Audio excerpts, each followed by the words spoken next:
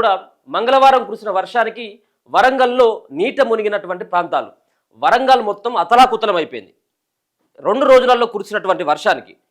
So రాత్రి కొంత గెరువిచ్చినట్టుగా కనబడతా ఉంది, కానీ మొన్న అలాగే నిన్న విపరీతమైనటువంటి వర్షం, విపరీతమైనటువంటి ఒక భారీ వర్షం. చాలా ఇండ్లు కూలిపోయినాయి. మొత్తం వరంగల్లో ఉన్నటువంటి వరంగల్ అండర్ బ్రిడ్జ్ ప్రాంతం అంతా కూడా మునిగిపోయింది. రైలు పట్టాలు మొత్తం మునిగిపోయినాయి. రైలు పట్టాలు సైతం కూడా మునిగిపోయినాయి. ఇక చూడవచ్చు ఒకసారి ఈ మ్యాప్ మనం చూస్తేనే, ఈ పిక్ చూస్తేనే మనకు అర్థమవుతా ఉన్నది ఏ విధంగా మొత్తం అల్లకొల్లల వైపోయిందో వరంగల్ సిటీ స్పష్టంగా అర్థమవుతా ఉన్నది. ఇదంతా కూడా కారణం డ్రైనేజీ వ్యవస్థ సరిగ్గా లేకపోవడం, ఉన్నటువంటి డ్రైనేజీలను ఉన్నటువంటి చెరువులని నాలాలని కబ్జాలు చేసుకొని ఎక్కడికక్కడ వాటిపైన నిర్మాణాలు ఏర్పాటు చేసుకొని ఇక నీళ్ళు ఎక్కడికి పోతే చెరువులోకి పోవాలి. గొలుసుకట్టు చెరువులు వరంగల్లో చాలా ఉన్నాయి. గొలుసుకట్టు చెరువులు అసలు ఇప్పుడు నామరూపాలు లేకుండా పోయినాయి. మరి ఎక్కడ పడ్డటువంటి చినుకు అక్కడనే ఆగిపోతుంది. కాబట్టి చెరువులను తలపించేలాగా కాలనీలు కనబడతా ఉన్నాయి. ఇప్పుడు ముఖ్యమంత్రి రేవంత్ రెడ్డి సైతం కూడా అలర్ట్గా ఉండాలంటూ నిన్న అధికారులకి ఆదేశాలు జారీ చేయనటువంటి ఆ సిచ్యువేషన్ కనబడతా ఉన్నది. 3 రోజులు అలర్ట్గా ఉండాలి, అధికారులకు సెలవులు రద్దు, అతి భారీ వర్షాల నేపథ్యంలో జాగ్రత్తలు తీసుకోండి ముఖ్యమంత్రి రేవంత్ రెడ్డి. అన్ని శాఖల సమన్వయంతో పనిచేయాలి, ఎక్కువ ప్రభావిత జిల్లాలకు స్పెషల్ ఆఫీసర్లను నియమించండి, కేంద్రంతో మాట్లాడి ఆర్మీ హెలికాప్టర్లను సిద్ధం చేసుకోవాలి, ప్రాణ ఆస్తి నష్టం వాటిల్లకుండా చర్యలు తీసుకోవాలి. వీడియో కాన్ఫరెన్స్లో కలెక్టర్లకు ముఖ్యమంత్రి రేవంత్ రెడ్డి ఆదేశాలు జారీ చేస్తే ఇవాళ రేపు భారీ వర్షాలు ఉండబోతా ఉన్నాయి. రెడ్ అలర్ట్ జారీ చేసినటువంటి వాతావరణ శాఖ రానున్నటువంటి 5 రోజులు దంచి కొట్టనున్న వానలు, అలాగే ఈరోజు రేపు 5 జిల్లాల్లో స్కూళ్ళు కూడా బంద్ చేస్తూ ఉన్నారు. హైదరాబాద్లో హాఫ్ డే, ఈరోజు రేపు 5 జిల్లాల్లో 2 రోజుల పాటు మరి 5 జిల్లాలు ఇంతకుముందు చెప్పినటువంటి వరంగల్, అలాగే హన్మకొండ, మైబాద్, జనగాం, అలాగే భువనగిరి.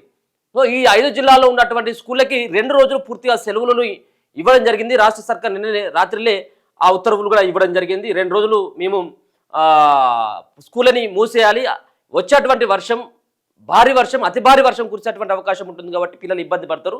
అందుకని చెప్పేసి మీరు సెలవులు ఇస్తున్నామని చెప్పేసి ప్రభుత్వం నిన్ననే విద్యాశాఖ ఒక ప్రకటన విడుదల చేయడం జరిగింది. దాంతోపాటు హైదరాబాద్లో ఉన్నటువంటి నగరంలో ఉన్నటువంటి పాఠశాలలకి కేవలం ఉదయం పూట మాత్రమే, మధ్యాహ్నం వరకు మాత్రమే స్కూళ్ళు ఉండేటువంటి అవకాశం అయితే కనబడతా ఉంది. జాగ్రత్త ఖచ్చితంగా కూడా వాహనదారులు ఎవరైతే ఉంటారో వాళ్ళు కొంత జాగ్రత్తగా ఉండాల్సినటువంటి అవసరం ఉన్నది. హైదరాబాద్ సిటీ లాంటి ప్రాంతంలో మన అందరికీ తెలుసు.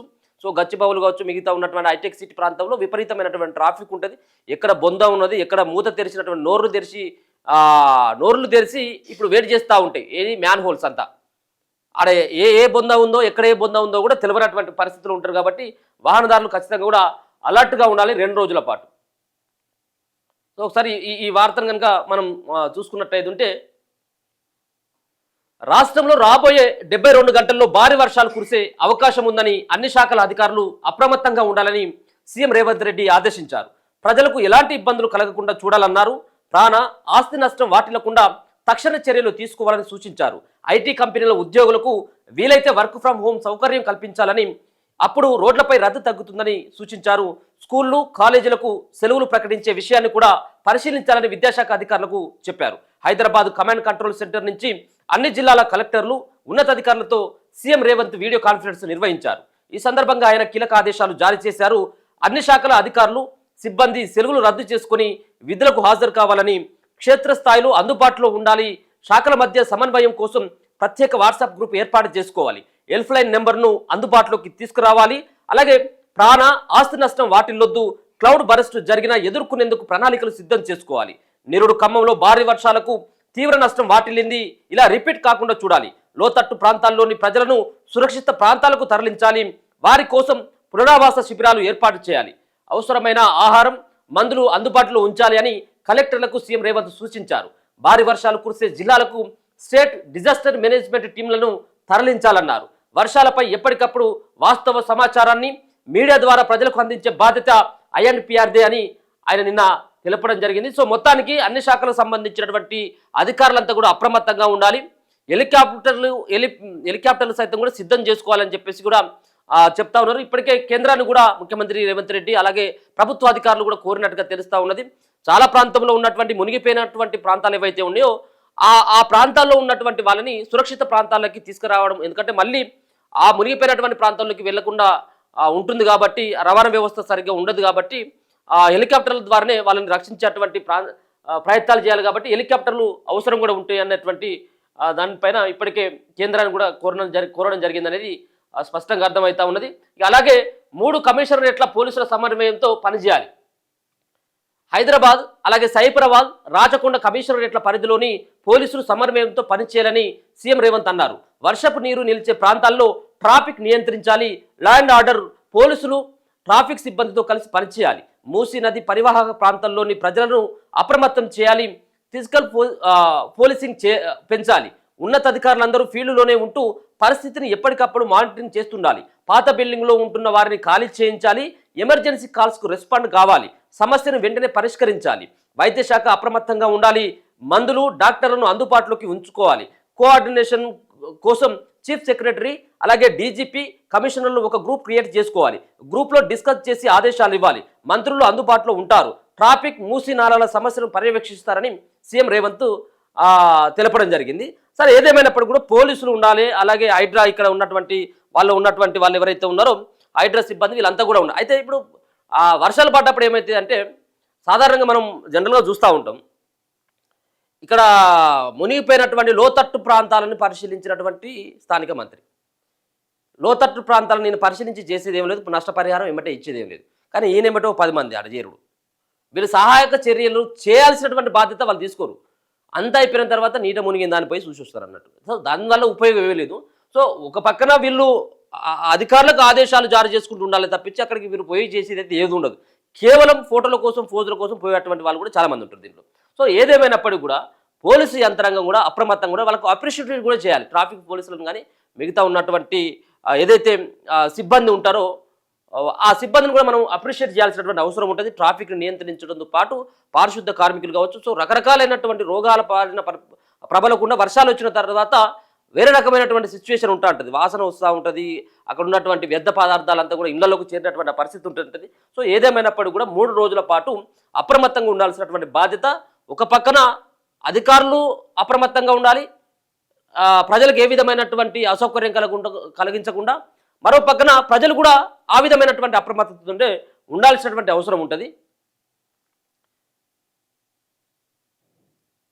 ఇక విద్యుత్ సరఫరాలో కూడా అంతరాయం. ఇక వాన పడ్డ తర్వాత వాన రాకముందుకే కరెంటు పోతా ఉంది. ఇక వాన వచ్చిన తర్వాత విద్యుత్ అంతరాయం ఉండదా? ఇక రాష్ట్ర వ్యాప్తంగా వర్షాలు దంచి కొడుతున్నాయి. వచ్చే 5 రోజులు అతి భారీ నుంచి అత్యంత భారీ వర్షాలు కురిసే అవకాశాలున్నాయని వాతావరణ శాఖ కూడా హెచ్చరించింది. అలాగే బుధ గురువారాలకు రెడ్ అలర్ట్ జారీ చేయగా తర్వాతి 3 రోజులకు ఆరెంజ్ అలర్ట్ జారీ చేసింది. అంటే దరిదాపుగా 5 రోజుల పాటు వానలే ఉంటాయి. బుధవారం బంగాళాఖాతంలో అల్పపీడనం ఏర్పడే అవకాశం ఉందని తెలిపింది. ఆ తర్వాత 2 రోజుల్లో ఇది బలపడే ఛాన్స్ ఉన్నట్లు పేర్కొన్నది.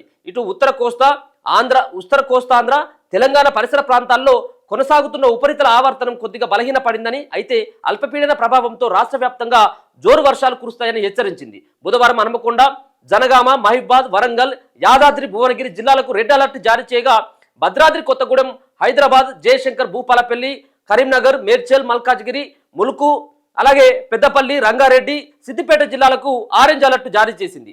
గురువారానికి మెదక్, సంగారెడ్డి, అలాగే వికారాబాద్ జిల్లాలకు రెడ్ అలర్ట్ ఇవ్వగా భద్రాద్రి కొత్తగూడెం, హన్మకొండ, హైదరాబాద్, జనగామ, ఖమ్మం, మహిబాద్, మేడ్చల్, మల్కాజ్గిరి, నల్గొండ, రంగారెడ్డి, సిద్దిపేట, సూర్యాపేట, వరంగల్, యాదాద్రి, భువనగిరి జిల్లాలకు ఆరెంజ్ అలర్ట్ జారీ చేసింది. మిగిలిన 3 రోజులకు ఆరెంజ్ అలర్ట్ను జారీ చేసిన వాతావరణ శాఖ చాలా జిల్లాల్లో అతి భారీ వర్షపాతం నమోదయ్యే అవకాశాలున్నాయని తెలిపింది. జిల్లాలో అర్ధరాత్రి దంచుకొట్టిన వాన. రాష్ట్రంలో పలు జిల్లాల్లో సోమవారం అర్ధరాత్రి ఒక్కసారిగా భారీ వర్షం కురిసింది. ముఖ్యంగా వరంగల్, సూర్యాపేట, జనగాం, హన్మకొండ, మహిబాద్, యాదాద్రి జిల్లాలో అతి భారీ నుంచి అత్యంత భారీ వర్షపాతం నమోదైంది. వరంగల్ జిల్లా సంఘంలో అత్యధికంగా 19.7 సెంటీమీటర్ల వర్షపాతం రికార్డ్ అయింది. అలాగే సూర్యాపేట జిల్లా నాగారంలో 18.8 సెంటీమీటర్లు, అలాగే తిరుమలగిరిలో 18, వరంగల్ జిల్లా అఖిల వరంగల్లో 15.8, సూర్యాపేట జిల్లా తుంగతుర్తిలో 13.2, అలాగే వరంగల్లో 13, వర్ధనపేటలో 12.8, జనగామ జిల్లా కొడకర్లలో 12.4, సూర్యాపేట జిల్లా జాజిరెడ్డిగూడెంలో 12.1, అలాగే మహిబాద్ జిల్లా పెద్దవంగరలో 11.8, హన్మకొండలో 11.4, అలాగే మొత్తం ఉన్నటువంటి ఎక్కడెక్కడ ఏ ప్రాంతంలో ఎన్నెన్ని సెంటీమీటర్ల వర్షం కురిసిందో స్పష్టంగా అర్థమవుతా ఉన్నది. ముఖ్యంగా వరంగల్ జిల్లాని, ఉమ్మడి వరంగల్ జిల్లాని ఇప్పుడు ఉన్నటువంటి వర్షం అంతా కూడా చాలా ఆ ప్రాంతంలోనే ఎక్కువ భారీ వర్షం పడ్డట్టుగా మనకు ఈ అంకెలు చూస్తే మనకు అర్థమవుతా ఉన్నది. ఇక సిటీలో వచ్చే 3 రోజులు జాగ్రత్తగా ఉండాలట. హైదరాబాద్ సిటీలో 3 రోజుల పాటు అత్యంత భారీ వర్షాలు పడే అవకాశం ఉందని హైడ్రా హెచ్చరించింది. 13, 14, 15వ తేదీల్లో వర్షపాత తీవ్రత ఎక్కువగా ఉంటుందని కమిషనర్ రంగనాథ్ ప్రకటించారు. ఇలా 13వ తారీఖు, ఇవాళ, రేపు, ఎల్లుండి, ఇంకా 2 రోజులు, ఇవాళ, రేపు, ఎల్లుండి కూడా వర్షపాత తీవ్రత ఎక్కువగా ఉంటుందని చెప్పేసి తెలుస్తా ఉన్నది. అలాగే హైదరాబాద్ ఉత్తరాది ప్రాంతాలు, మేడ్చల్ జిల్లా, సైబరాబాద్ ఏరియాల్లో పరిస్థితి తీవ్రంగా ఉండే ప్రమాదం ఉందని హెచ్చరించారు. హైదరాబాద్లోని మిగతా ప్రాంతాల్లోనూ అతి భారీ వర్షపాతం నమోదయ్యే అవకాశం ఉందన్నారు. కొన్ని ప్రాంతాల్లో 20 సెంటీమీటర్ల వరకు వర్షపాతం రికార్డ్ అయ్యే ఛాన్స్ ఉందని తెలిపారు. అంటే చాలా చోట్ల 10 నుంచి 15 సెంటీమీటర్ల వర్షం కురిసే ఛాన్స్ ఉందని చెప్పారు. వచ్చే 3 రోజుల పాటు ప్రజలు అప్రమత్తంగా ఉండాలని, వాహనాల మూవ్మెంట్ను తగ్గించుకోవాలని, లోతట్టు ప్రాంతాల ప్రజలు మరింత అప్రమత్తంగా ఉండాలన్నారు. కాగా గ్రేటర్ హైదరాబాద్ లిమిట్స్లోని స్కూళ్లకు సెలవులు ఇవ్వాల్సిందిగా ప్రభుత్వానికి హైడ్రా సిఫార్సు చేసింది. ఐటీ ఉద్యోగులు ఇంటి వద్ద నుంచే పనిచేసుకోవాలని సూచించింది. అయితే సరే, ఎందుకంటే ఐటీ ఉద్యోగులు ఉండేటువంటి ఏరియాల్లో విపరీతమైనటువంటి ట్రాఫిక్ ఉంటుంది, విపరీతమైనటువంటి జనసందోహం ఉంటుంది. సో రోడ్ల మీదకి వచ్చేటువంటి వాహనాలు ఒకటేసారి రోడ్ల మీదకి రావడం, ఒక పక్కన వర్షం, విపరీతమైనటువంటి ట్రాఫిక్ జామ్ కావడంతో చాలా ఇబ్బందులు ఎదుర్కోవాల్సి వస్తూ ఉంటుంది సిబ్బంది సైతం కూడా. సో అందుకనే వర్క్ ఫ్రమ్ హోమ్ని ఐటీ ఉద్యోగులకు ఇవ్వాలి. స్కూల్ బస్సులు కూడా రోడ్ల మీదకి వస్తూ ఉంటాయి. స్కూల్ బస్సులు కూడా మునిగిపోయినటువంటి పరిస్థితులు కూడా మనం చూసడం జరిగింది గతంలో. సో ఇటువంటి పరిస్థితులు ఎదురు కాకుండా ఉండాలంటే స్కూళ్ళకి 1-2 రోజులు సెలవు ఇవ్వాలని చెప్పేసి హైడ్రా కూడా హైదరాబాద్లో ఉన్నటువంటి ప్రాంతంలో, హైదరాబాద్కి ఒక పూట బడే మాత్రమే నిర్వహిస్తూ ఉన్నారు. మిగతా ఉన్నటువంటి 5 జిల్లాల్లోనేమో 2 రోజుల పాటు సెలవులు ఉన్నాయి. సో వర్షం ఎక్కువ ఉన్నట్టు ఉంటే సెలవులు ఇవ్వాలనేది ఇప్పుడు కోరుతా ఉన్నారు. సో ఆర్టీ శాఖ సిబ్బందికి సెలవులు కూడా రద్దు చేసిండ్రు. ఎవరైతే ఇప్పుడు ఉన్నటువంటి 72 గంటల పాటు రెడ్ అలర్ట్ జారీ చేసింది. 72 గంటల పాటు అలర్ట్గా ఉండాలని ముఖ్యమంత్రి రేవంత్ రెడ్డి గారు చెప్పిండ్రు. కాబట్టి సెలవులో ఉన్నటువంటి, కొత్తగా సెలవులు పెట్టుకోవాలనుకున్నటువంటి వాళ్ళ సెలవులు కూడా రద్దు చేసింది. వాళ్ళు ఖచ్చితంగా విధుల్లోనే ఉండాలి.